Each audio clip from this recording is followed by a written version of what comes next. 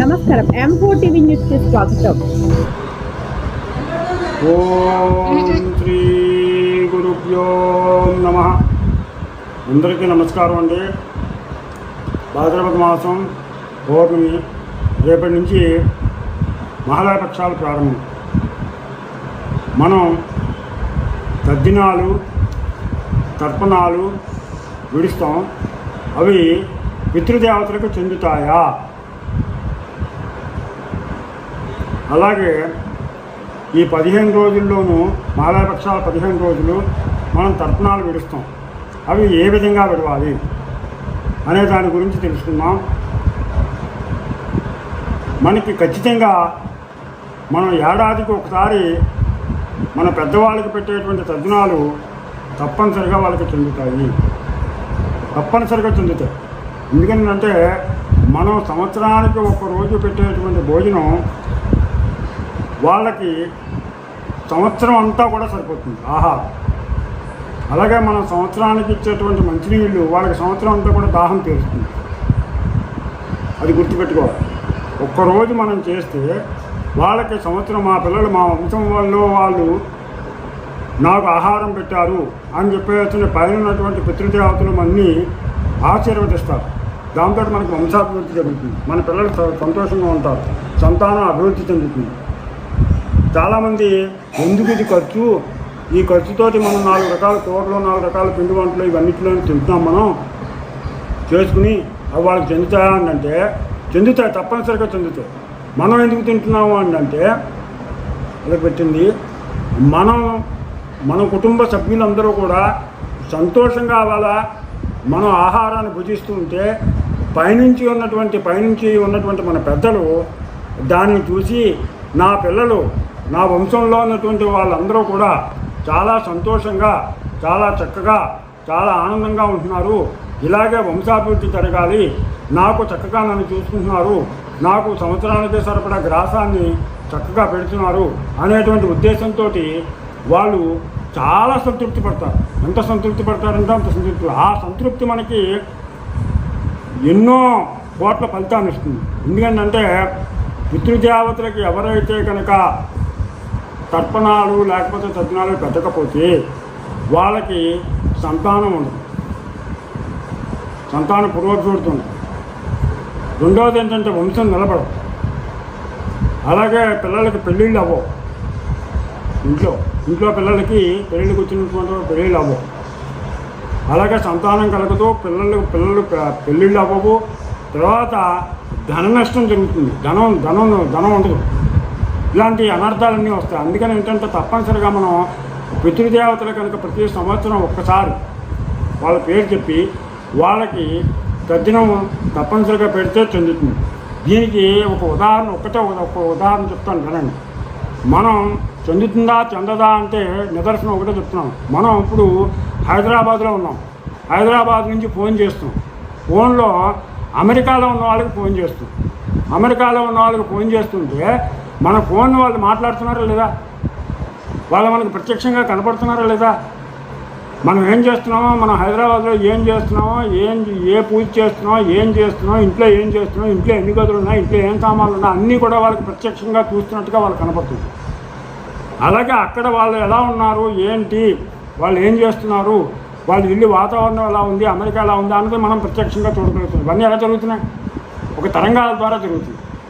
అలాగే మనం పెట్టినటువంటి ఈ తద్దినాలు తప్పనిసరిగా అది కాకి రూపంలో కానివ్వండి, కాకికి మనం పిండం పెడతాం, అది కాకి రూపంలో చెందుతుంది వాళ్ళకి.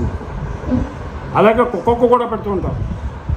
అలాగే మనకి ఈ పిండాలని గోవుకి తినిపిస్తూ ఉంటారు. గోవు ఎందుకంటే గోవులు సకల దేవత ఆవిడ, అందుకని గోవుకి తినిపిస్తారు. ఇక గోవు లేదంటే కనుక కాలువలో కలుపుతారు. అది కూడా రెండు కూడా దొరకని టైంలో ఏం చేస్తారంటే భూమాతలో గొయ్యి తీసి భూమాతలో కప్పెడతారు. ఇవన్నీ కూడా వాళ్ళకి తప్పనిసరిగా పితృదేవతలకి తప్పనిసరిగా చెందుతాయి. అందుకని ప్రతి ఒక్కళ్ళు కూడా అవకాశం ఉన్నంత మట్టికి తప్పనిసరిగా ఈ తద్దినాలని మానకుండా మనం శాస్త్రోక్తంగా పెట్టాలి. ఈ తద్దినాల్లో 2 విశిష్టతలు ఉన్నాయి. ఒకటేంటంటే ఇటు పితృదేవతలకి పెడతాం, అటు మనం ఇంకో బ్రాహ్మడికి విష్ణు స్వరూపంగా కూడా మనం భోజనం పెడతాం, దేవుడు కూడా పెట్టినట్టు. అక్కడ దేవుడు ఉంటాడు, అక్కడ విధానం. రెండోది ఏంటంటే ముందు మనం ఈ తద్దినానికి ముందు అగ్నిహోత్రం చేస్తాం. ఈ విధంగా తద్దినాలు పెట్టే అవకాశం ఉన్న వాళ్ళు తద్దినాలు పెడతారు. తద్దినాలు పెట్టే అవకాశాలు లేని వాళ్ళకి మనకి కర్ణుడు కథ మనం చెప్పుకున్నాం. కర్ణుడు చెప్పినట్లుగా మనకేంటంటే ఈ మహాలయ పక్షాల్లో ఈ 15 రోజులు అత్యంత ప్రాముఖ్యమైనటువంటి రోజులు. ఈ 15 రోజులు కూడా మనం తర్పణాలు విడవాలి. తర్పణాలు విడవాలంటే చేయగలిగిన వాళ్ళు ఎవరైనా ఉన్నట్లయితే వాళ్ళకి నదులు కానీ కాలువలు కానీ దగ్గరగా ఉంటే వాళ్ళు అక్కడికి వెళ్ళి ఒక బ్రాహ్మణుడితో పెట్టుకుని పిండ ప్రదానం చేసుకుని ఆ పిండాలని చక్కగా కాలువలో కానీ నదిలో కానీ కలిపి కార్యక్రమం పూర్తి చేసుకుని ఆ బ్రాహ్మణులకి స్వయంపాకం ఇచ్చి మనం చక్కగా ఆ బ్రాహ్మణుల్లోనే మన పితృదేవతలను ఆ బ్రాహ్మణులను చూసుకుని, అలాగే ఆ విష్ణుమూర్తిని కూడా ఆ బ్రాహ్మణులను చూసుకుని మనకు వాళ్ళకి తగిన విధంగా వాళ్ళని సత్కరించి మనం చేయగలిగినంతే, ఎంత చేయగలిగితే అంత రూపాయి చేయగలిగితే రూపాయి, 5 రూపాయలు చేయగలిగితే 5 రూపాయలు ఇచ్చి నమస్కారం చేసినట్లయితే కనుక తప్పనిసరిగా పితృదేవతలకు చెందుతుంది. ఒకవేళ ఇది చేయలేనటువంటి పరిస్థితిలో కొంతమంది ఉంటారు. వాళ్ళు ఈ 15 రోజుల్లోనూ ఏం చేయాలి అంటే, ఈ 15 రోజుల్లోనూ వాళ్ళ యొక్క తల్లిదండ్రులు కానీ లేదా తాతలు కానీ నాయనమ్మలు కానీ పోయిన రోజు తిథి రోజు గుర్తుంటే ఆ తిథి రోజు వాళ్ళు స్నానం చేసిన తర్వాత సంకల్పం చెప్పుకోవాలి. సంకల్పం చెప్పుకుని వాళ్ళ తండ్రి పేరు, తాత పేరు, ముత్తాత పేరు, అలాగే తల్లి పేరు, నాయనమ్మ పేరు, ముత్తవ్వ పేరు, వాళ్ళ పేర్లు చెప్పి 3 దోశలతోటి నీళ్లు వదలాలి. అవకాశం ఉన్నవాళ్ళు కాసిన నువ్వులు తీసుకుని ఈ బటన్ వేలతో నువ్వుల్ని ముంచి దాంతో నీళ్లు కనుక ఇచ్చినట్లయితే ఆ నీళ్లు వాళ్ళకి చెంది వాళ్ళు చాలా సంతృప్తి పడతారు. అందుకని 15 రోజుల లోపల ఆ తిథి నాడు చేయగలిగిన వాళ్ళు వాళ్ళు పోయినటువంటి తిథి రోజుని చెయ్యాలి. లేదు అనుకుంటే కనుక తిథి జ్ఞాపకం లేదండి చాలామందికి, ఏంటంటే మేము తారీఖులు గుర్తుపెట్టుకున్నాం, తిథులు మాకు గుర్తులేదు అని అనుకున్న వాళ్ళు ఏం చేస్తారంటే అమావాస్య నాడు చేయాలి. అమావాస్య నాడు అయితే కనుక మొత్తం అందరికీ చెందుతుంది, తల్లిగా తండ్రిగా. అయితే ఈ తర్పణాలు మనం ఎవరికి విడవాలి? తద్దినం అయితే కనుక తండ్రి అయితే తండ్రికి ఒక పేరు పెట్టి తండ్రి పేరు, తాత పేరు, ముత్తాత పేరు పెట్టి చేస్తుంది. తల్లి అయితే కనుక తల్లి, నాయనమ్మ, ముత్తవ్వ పేరు పెట్టి చేస్తుంది. అయితే ఈ తర్పణాలకు అలా కాదు. ఈ మహాలయ పక్షాలకు ఎందుకంత ప్రాముఖ్యత వచ్చింది అంటే తల్లిదండ్రులు, తాతలు, ముత్తాతలే కాకుండా మేనమామలు, మేనత్తలు, చిన్నాన్నలు, చిన్నమ్మలు, తర్వాత వీళ్ళందరూ కూడా స్నేహితులు, మనకు తెలిసినటువంటి వాళ్ళు గురువులు, వీళ్ళందరికీ కూడా మనం వాళ్ళ పేర్లు చెప్పి ఆ తర్పణం విడిస్తే ఎంతో పుణ్యం వస్తుంది. తర్పణం విడవడం అంటే ఏమీ లేదు, దోశలతో నీళ్ళు తీసుకోవడం, వాళ్ళ పేరు చెప్పడం, ఒక చక్కటి ఒక పల్లెల్లో పోసి దాన్ని చక్కగా ఎవరు తొక్కకుండా ఒక తోడపోయి వాళ్ళ పేరు చెప్పాలి. అలా చేసిన తర్వాత వాళ్ళు అవకాశం ఉన్నటువంటి వాళ్ళు చక్కగా మనం స్వయంపాకం ఏ విధంగా ఇవ్వాలి అన్నది మనం వీడియోలో చెప్పుకున్నాం. ఆ ఒక స్వయంపాకాన్ని తీసుకెళ్ళి బ్రాహ్మడికి ఇవ్వండి. ఆ స్వయంపాకంతో ఇస్తే బ్రాహ్మడికి భోజనం పెట్టినట్టు అవుతుంది. రెండోది, స్వయంపాకం కూడా ఇవ్వలేనటువంటి వాళ్ళు ఎవరైనా ఉన్నట్లయితే కనుక ఒక పేదవాడికి భోజనం పెట్టండి. అన్నదానం అంత ఉత్తమం కొట్టేది, అన్నదానం చేయండి. ఎంతోమంది అన్నదానం కూడా చేయలేనటువంటి పరిస్థితిలో ఉన్నారనుకోండి, ఒక టిఫిన్, ఇడ్లీ కానీ వడ కానీ ఏదో ఒక ఆహారాన్ని కొని లేదా పళ్ళు కొని ఎవరికైనా దానం చేయండి. ఈ 15 రోజుల లోపల కనుక వాళ్ళు ఏదో ఒక రోజు ఈ కార్యక్రమాన్ని నిర్వహిస్తే వాళ్ళ యొక్క పితృదేవతలు సంవత్సరం అంతా కూడా వాళ్ళ ఆకలి తీరుతుంది. వాళ్ళ ఆకలి తీరి ఎప్పుడైతే కనుక వాళ్ళు సంతృప్తి పడతారో అప్పుడు మన వంశం వృద్ధి చెందుతుంది.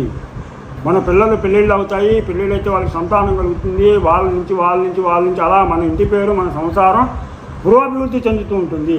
పితృదేవతలు కనుక వాళ్ళ యొక్క శాపం కనుక మనకు వచ్చినట్లయితే నా వాళ్ళు ఎవరు చూడట్లేదు, నాకు కనీసం ఇంటి నీల్చుకోలు కూడా పొయ్యట్లేదు అంటే కనుక మనం నానా రకాలైనటువంటి బాధలో పడవలసి ఉంటుంది. ఇలా నేను చెప్తున్నాను కాదు, ఇది చిన్నప్పుడు మా తండ్రి గారు మాకు చెప్పినటువంటిది నాకు జ్ఞాపకం వచ్చి మీకు అందరితో కూడా పంచుకోవాలి అనేటువంటి ఉద్దేశంతో నేను మీకు అందరికీ కూడా నాకు తెలిసిన విషయాన్ని తెలియజేస్తున్నాను. మీరు అందుకని తప్పనిసరిగా ఈ మహాలయ పక్షాలు 15 రోజులు కూడా తిథుల ప్రకారం గుర్తున్నటువంటి వాళ్ళ తిథుల ప్రకారం కనీసం తర్పణాన్ని పెట్టండి 3 సార్లు. అలాగే ఎవరికైనా పేదలకి ఏ కులం అవనివ్వండి, కులంతో నిమిత్తం లేదు, పేదవాళ్ళకి భోజనం పెట్టండి. ఆకలిగా ఉన్నవాడికి భోజనం పెట్టడమే అన్నదాన మహిమ.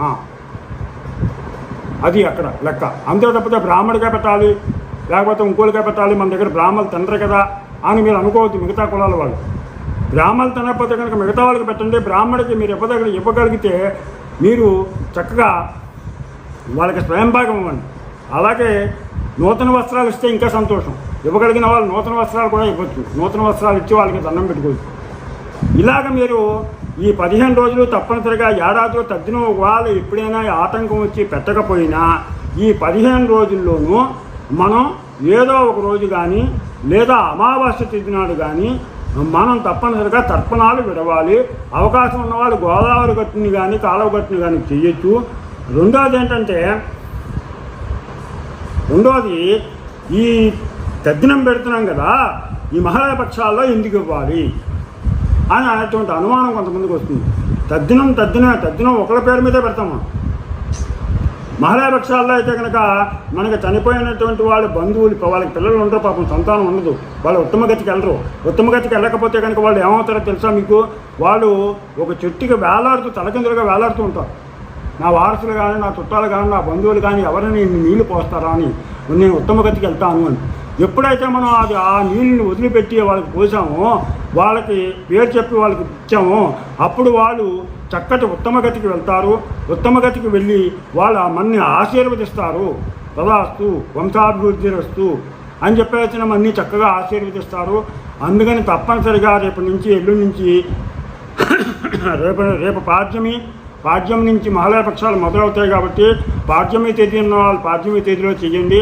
లేదు విద్య అయితే విద్య, తదియ అయితే తదియ, చవితి అయితే చవితి, ఏ తిథి అయితే ఆ తిథి నాకు చేయండి. 15 తిథులు కంపల్సరీగా. 15 తిథుల్లో ఏదో తిథిలో పోతారు ఎవరో ఒకరు.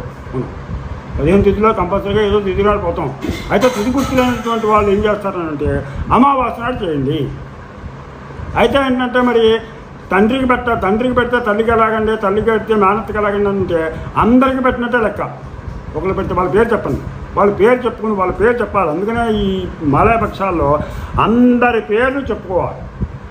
చనిపోయినటువంటి వాళ్ళు, వాళ్ళకి సంతతి లేనటువంటి వాళ్ళు అందరి పేర్లు కూడా చెప్పుకోవచ్చు. పూర్వం అయితే మా గురువుగారు కాశీ వెళ్ళినప్పుడు ఏమన్నారంటే గయ దగ్గర మన యొక్క పిండాన్ని మనమే పెట్టుకోవచ్చు అని చెప్పారు. ఎందుకంటే తర్వాత మళ్ళీ పిల్లలు పెడతారో పెట్టరో, ఎవరైనా చేస్తారో చేయరో అనుకుని మనమే పెట్టుకోవచ్చు అని మా చిన్నప్పుడు మా గురువు గారు చెప్పారు. అందుకని ఏంటంటే తప్పనిసరిగా బంధువులకి, చుట్టాలకి, తర్వాత స్నేహితులకి, మనకు కావాల్సిన బాగా ముఖ్యమైనటువంటి స్నేహితులకి, తర్వాత గురువులకి, మనకి ఎవరైతే కావాలనుకుంటున్నామో వాళ్ళందరికీ కూడా చక్కగా తర్పణాలు విడవండి. ఈ 15 రోజులు మహాలయ పక్షాలు చేసినట్లయితే కనుక ఇటు పితృదేవతలు సంతోషిస్తారు, అటు దేవతలందరూ కూడా ముక్కోడి దేవతలు సంతోషిస్తారు. భగవంతుడి యొక్క ఆ పరమేశ్వరుని యొక్క కృపా కటాక్ష వీక్షణాలు మీకందరికీ కలుగుతాయి.